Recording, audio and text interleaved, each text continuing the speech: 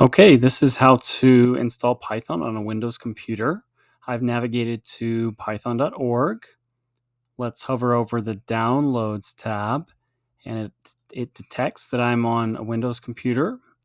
This is the latest Python version.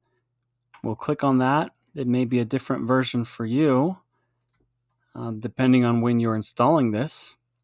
And as we install that, we see the files downloaded. We'll click on that, and it's going to start the installation. Now, one thing that's important is that we click add python.exe to path, which will make running Python programs easier.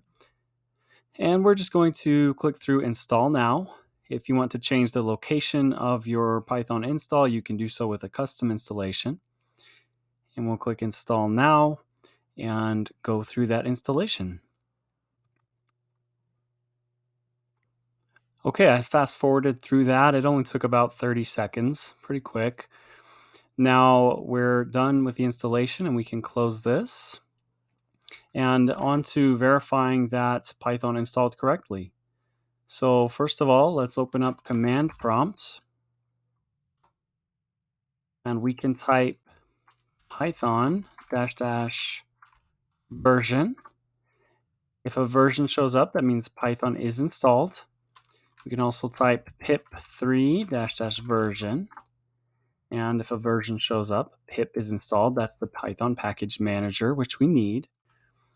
And we can also open up a program called idle, which is a Python IDE that's just out of the box and we can use very quickly for developing Python.